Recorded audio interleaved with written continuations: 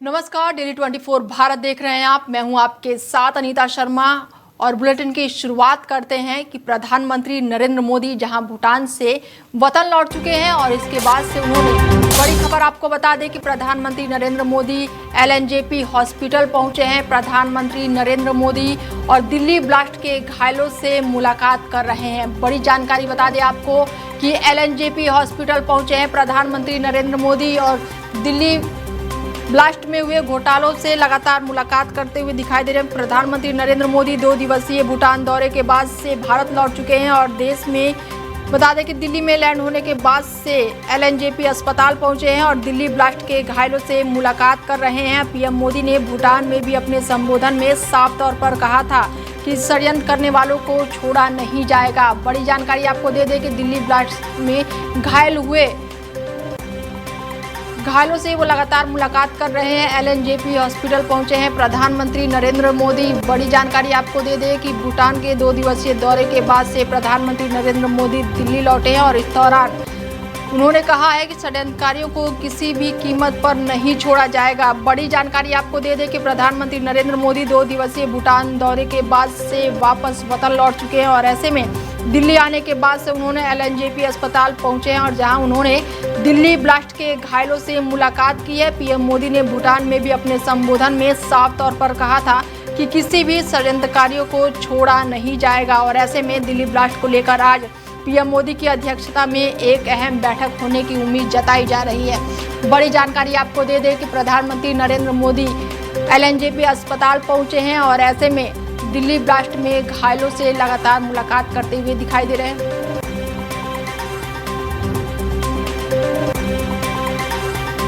बड़ी जानकारी आपको दे दें कि प्रधानमंत्री नरेंद्र मोदी एलएनजेपी अस्पताल पहुंचे और ये तस्वीरें साफ तौर पर दिखा रहे हैं हम कि दिल्ली ब्लास्ट में घायलों से प्रधानमंत्री नरेंद्र मोदी मुलाकात कर रहे हैं। 2 दिवसीय भूटान दौरे के बाद से वापस वतन लौट रहे हैं और इसके बाद से प्रधानमंत्री नरेंद्र मोदी एलएनजेपी हॉस्पिटल पहुंचे हैं। पीएम मोदी बड़ी जानकारी आपको दे दें कि दिल्ली ब्लास्ट के घायलों से वो मुलाकात कर रहे हैं।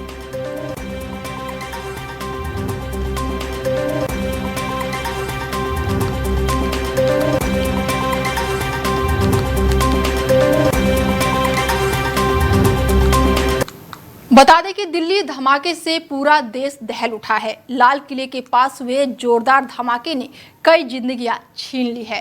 कई लोग गंभीर रूप से घायल हुए हैं तो वहीं इस दर्दनाक हादसे के जितने भी चश्मदीद हैं उनकी आंखों में अभी तक इस मंजर का डर बरकरार है।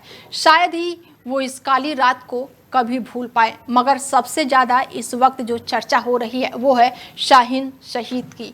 बता दें कि धमाके के बाद से फरीदाबाद से डॉक्टर शाहीन को गिरफ्तार किया गया। शाहीन का नाम उसी आतंकी नेटवर्क से जुड़ा हुआ है जिस नेटवर्क का नाम दिल्ली ब्लास्ट में आया है। ऐसे में सवाल ये उठ रहा है कि आखिर कौन है डॉक्टर शाहीन। फरीदाबाद में गिरफ्तार डॉक्टर शाहीन और उसके भाई डॉक्टर परवेज को लेकर बड़े खुलासे हो रहे हैं और इस महिला को जैसे आतंकी संगठन का भारत में महिला विंग तैयार करने का जिम्मा सौंपा गया था, जैसे मोहम्मद की जमात उल मोमिनीत महिला विंग है और इसकी भारत में कमान डॉक्टर शाहीन को सौंपी गई थी। अजहर की बहन सादिया अजहर पाकिस्तान में जैसे कि महिला विंग की हेड है और इसके साथ ही शाहीन की अगर बात की जाए तो शाहीन कुल 3 भाई बहन है। बड़ा भाई शोएब है और शाहीन ने 2006 में कानपुर जीएसवीएम कॉलेज ज्वाइन किया था, लेकिन 2013 में बिना बताए छुट्टी पर चली गई थी, जिसके बाद 2021 में उसकी सेवा समाप्त हो गई। महाराष्ट्र के जफर हयात में तलाक के बाद वो फरीदाबाद शिफ्ट हो गई और वो आतंकी नेटवर्क के संपर्क में आई थी। शाहीन की कार से राइफल और जिंदा कारतूस भी मिले थे। तो वहीं लखनऊ में शाहीन शहीद के भाई मोहम्मद शोएब का भी बड़ा बयान अब सामने आया है।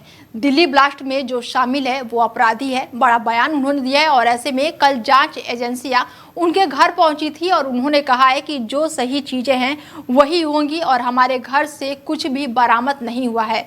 शाहीन अपने बच्चों से भी बात नहीं करती थी और 4 साल से वो यहाँ नहीं आई है, न बात हुई है। शाहीन के बच्चे पहले पति के साथ रहते हैं और इन आरोपों में मेरे परिवार का कोई भी लेना देना नहीं है। उन्होंने साफ पल्ला झाड़ लिया है और ऐसे में शोएब ने क्या कुछ कहा है, चलिए आपको पहले वो सुनवाते हैं। लीड देखा मैंने लीड। आप भी समझदार ना आपको। हाँ हाँ, मतलब रिश्ते आपके बहन से नहीं रहे हैं आप? नहीं बहन से भी नहीं, बहन से नहीं रहे और मतलब परवेज से परवेज से भी जो है मतलब यही है कि हमको विश्वास नहीं हो रहा कि परवेज जो है मतलब इन गतिविधियों में लिप्त नीचे कहाँ कर दो, नीचे फेंक दो। अच्छा हाँ पूछताछ होगी तो मैं अब सपोर्ट होगी तो वो होगा। अच्छा, अब परवेज जी से कब आपकी आखिरी बातचीत हुई? का क्या बातचीत हुई परवेज जी से? बस वही हालचाल है। देखिए अच्छा। वहाँ पे भाई होगा। अच्छा, परवेज या साइन यहाँ पे अलग कुछ वजह से आप लोग अलग हो गए थे क्या? कुछ वजह से आप लोग अलग हुए थे क्या? लास्ट क्वेश्चन, नहीं किस वजह से अलग हुए थे? वजह नहीं, घरेलू विवाद जैसे होता है भाई बहनों में। हाँ। वही हुआ था। और कोई वजह नहीं थी? और कोई वजह कुछ ऐसी संदिग्ध मतलब एक्टिविटी नहीं देखा था आपने? कुछ भी क्या चीज है? संदिग्ध एक्टिविटी कुछ नहीं देखा था या फिर कुछ ऐसी चीज सुनी अरे नहीं? हमारे घर में आके देख लीजिए आप। वही अपराध तो है, वही अपराध तो है ना। बड़ी मेरा मान जो तभी तो हो जाए वो जो है अभी बनाई गई है। अपराध न होता तो अभी क्या है कि अच्छा, इनकी शादी कब हुई थी और शादी किस वजह से छूटी इनकी शादी? शादी तो हुई थी इनकी 2003 में हुई थी। और तलाक? तलाक जो है वही हुआ था वही तकरीबन 2013। हाँ सही कुछ हुआ था। कितने बच्चे हैं शाहीन के? वो तो 2 बच्चे हैं जो वो फादर के पास ही रहते हैं, जैसा कि आप लोग बता रहे थे तो वो सही है। तो आप जांच एजेंसी को सपोर्ट करेंगे अगर जांच एजेंसी? तो रहे और कैसे? ठीक है। आप लोग सबकी तो जानकारी जब आपको हुई सर मीडिया परवेज तो लखनऊ में रहते थे। अच्छा, कल हम लोग उनके घर गए थे तो उनके पड़ोसी बता रहे थे कि वो आते थे, ज्यादा लोगों से संपर्क में नहीं रहते थे और सिस्टम आइसोलेटेड रहते थे। उनका स्वभाव तो वहीं दिल्ली बम ब्लास्ट मामले में लखनऊ की डॉक्टर शाहीन के नाम के सामने आने के बाद से उनके पूर्व पति जफर ने चुप्पी तोड़ी है। डॉक्टर शाहीन के पूर्व पति जफर ने कहा है कि तलाक के बाद से शाहीन से कोई भी संबंध नहीं रहा। 2 बच्चे थे जिन्हें मैं पाल रहा हूं और वो अब बड़े हो गए हैं। रिलेशनशिप नहीं रहा, पता था कि वो है कहाँ पे। जो है वो शादी मेरी 2012-13 में मेरा डिवोर्स हो गया। उसका मेरा कोई उसका कनेक्शन नहीं रहा, कोई भी रिलेशनशिप नहीं रहा। ना मुझे ये पता था कि वो है कहाँ पे। प्रेजेंट टाइम में भी कहीं नहीं कुछ पता था और जब से वो गई है तब से उन सब मेरा कोई कंटैक्ट नहीं रहा, नहीं कोई मेरे बच्चों को कंटैक्ट रहा। कारण तो वही समझ सकते हैं क्योंकि उन्होंने लिया था तो वही समझ सकते उस चीज को। 2 बच्चे थे उस टाइम, एक 7 साल का बच्चा था और एक 4 साल का बच्चा था। दोनों बच्चे मेरे साथ में। सब नॉर्मल थे। उनका भाई पढ़ रहा था, एमबीबीएस कर रहा था, उसका एमडीएस किया। उसी टाइम में जब एमबीबीएस वो एमएमएस कर एमडी कर रहा था, एमडी मेडिसिन कर रहा था आगरा से। तो ये ना हम लोग लिबरल लोग हैं, इससे कोई मतलब नहीं। नहीं, वो बेसिकली बात ये थी कि हम चूंकि दोनों लोग डॉक्टर थे, दोनों लोग सर्विस में थे, तो भाई उनका इरादा ये था कि हम ऑस्ट्रेलिया में या यूरोप में कहीं पे सेटल हो जाएं, क्योंकि उनके बहुत सारे जो ऑफर्स आ रहे थे। एक बार उन्होंने मुझसे बोला कि जफर ऐसा करते हैं चले बाहर ही चले, यहाँ थोड़ा सा वहाँ ज्यादा अच्छी लाइफ रहेगी। तो हमने कहा यार यहाँ कौन सी प्रॉब्लम है, यहाँ तो कुछ था नहीं और हम लोग में आपस में कोई कॉन्फ्लिक्ट ऐसा था। किसने कहा? ऐसा कुछ नहीं।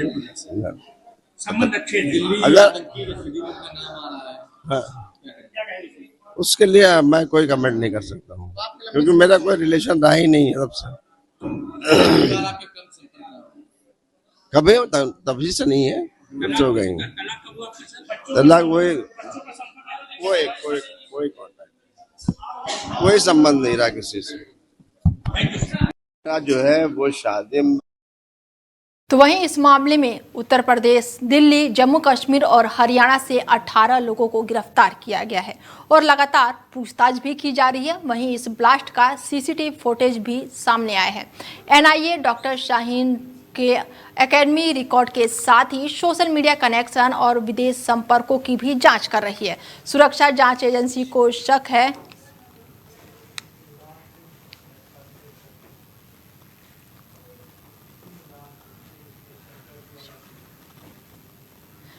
रक्षा विशेषज्ञ। इस खबर पर हमारे साथ शिवदान सिंह जी जुड़ चुके हैं और जानते हैं कि दिल्ली में ब्लास्ट हुआ, किस तरीके से वो देखते हैं।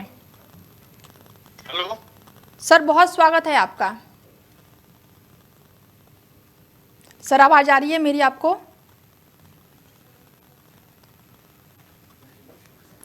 सर, आवाज आ रही है मेरी आपको?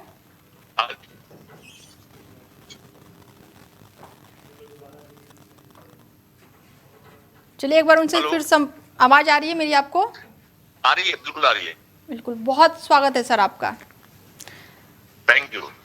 दिल्ली में ब्लास्ट हुआ है और अब प्रधानमंत्री नरेंद्र मोदी भी घायलों से मुलाकात करने पहुंचे हैं। तो दिल्ली ब्लास्ट की मैं सबसे पहले बात करूंगी कि किस तरीके से देखते हैं आप? देखिए, ये जो ब्लास्ट हुआ है ये एक पाकिस्तान की सोची समझी चाल है, जिसके द्वारा वो भारत में दोबारा आतंकवाद को दोबारा बढ़ावा देना चाहता है और भारत की जनता को आतंकित करना चाहते हैं और अपनी जनता का ध्यान बंटवाना चाहते हैं। क्योंकि पाकिस्तान में आसिफ मुनीर के खिलाफ बहुत ज्यादा बगावत है और आसिफ मुनीर जो है अपने आप को अनसेफ फील कर रहा है और वो जब भी पाकिस्तान की सेना अपने आप को अनसेफ फील करती है तो भारत के साथ अपनी दुश्मनी शुरू कर देते हैं। तो इस चीज को वहां की जनता का अटेंशन डाइवर्ट करने के लिए उन्होंने ये यहाँ पर बॉम्ब ब्लास्ट करवाया है और वो भी दिल्ली में रेड फोर्ट के आगे, जो कि पूरा अटेंशन उस पर जाए और वो दिल्ली के अंदर। तो ये उसका मुख्य उद्देश्य यही था कि भारत की जनता का अटेंशन कैसे डाइवर्ट किया जाए और कैसे अपने देश की जनता का कैसे अटेंशन डाइवर्ट किया जाए और भारत में आतंक का दोबारा से पुनर्जन्म किया जाए।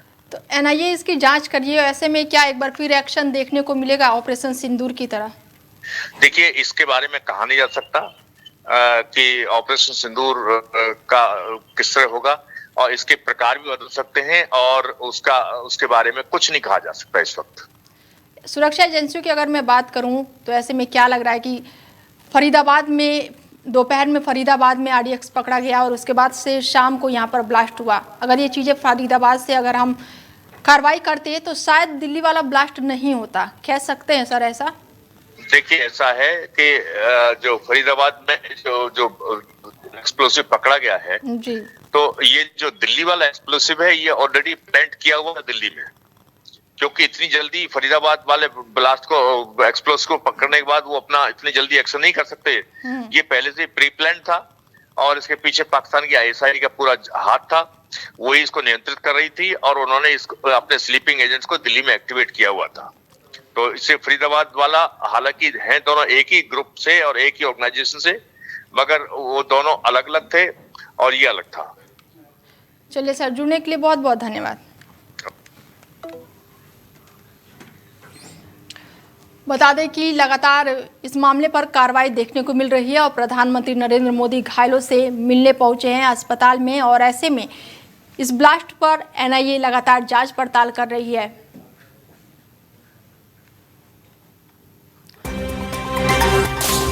वहीं इस वक्त की बड़ी जानकारी आपको दे दें कि यूपी के आगरा से जुड़ रहा है दिल्ली धमाके का कनेक्शन। बड़ी अपडेट आपको बता दें कि आगरा से एमडी की डिग्री की थी परवेज अंसारी ने। शाहीन का सगा भाई बताया जा रहा है परवेज। बड़ी जानकारी निकलकर सामने आई है, यूपी से खुफिया एजेंसियों ने लखनऊ से परवेज को अरेस्ट किया। बड़ी जानकारी आपको बता दें कि 2015 में एसएन मेडिकल कॉलेज आगरा से की थी एमडी और आगरा में सीनियर रेजिडेंट के रूप में काम कर रहा था। बड़ी जानकारी निकलकर सामने आई है और 2016 में इस्तीफा देकर आगरा से चला गया था परवेज। बड़ी जानकारी निकलकर सामने आ रही है, आगरा से जुड़ा हुआ है दिल्ली धमाके का कनेक्शन। बड़ी जानकारी बता दें और आगरा से एमडी की डिग्री की थी परवेज अंसारी ने। शाहीन का सगा भाई बताया जा रहा है परवेज। बड़ी जानकारी आपको बता दें कि शाहीन का बड़ा भाई है परवेज और खुफिया एजेंसियों ने लखनऊ से परवेज को अरेस्ट किया है। और इस वक्त की बड़ी जानकारी बता दें और 2015 में एसएन मेडिकल कॉलेज से डिग्री ली है इसने। शाहीन की अगर हम बात कर रहे हैं तो शाहीन का भाई परवेज है, जिसे पुलिस ने बड़ी कार्रवाई करते हुए फिलहाल अरेस्ट कर लिया है, क्योंकि पूरा जांच में शाहीन का नाम इस वक्त सबसे ज्यादा चर्चाओं में है और सुरक्षा एजेंसी को शक है कि शाहीन का पाकिस्तान में बैठे हैंडलर के साथ सोशल मीडिया के जरिए वो लगातार संपर्क कर रही होगी और भारत में कट्टरपंथी महिलाओं का नेटवर्क खड़ा करने की कोशिश में सोशल मीडिया का इस्तेमाल का शक जताया जा रहा है। सारी जो जांच पड़ताल है वो कहीं ना कहीं शाहीन के इर्द गिर्द घूमती आ रही है और ऐसे में शाहीन का जो भाई है परवेज को पुलिस ने गिरफ्तार कर लिया है और ऐसे में उसके भाई और उसके पति का बयान हमने आपको सुनाया। तो वहीं ऐसे में दिल्ली में लाल किले मेट्रो स्टेशन के पास हुए ब्लास्ट ने जहां पूरे देश को हिला दिया है, वहीं इस घटना के बाद से हरियाणा के अल फला यूनिवर्सिटी भी खूब सुर्खियों में है। यहां से जुड़े 3 डॉक्टरों को भी गिरफ्तार किया गया है और ऐसे में कई सवाल खड़े हो रहे हैं। फिलहाल दिल्ली से जुड़ी और भी खबरों पर आपको अपडेट देते रहेंगे। बने रहिए आप हमारे साथ और देखते रहिए डेली 24 भारत। दीजिए इजाजत, नमस्कार।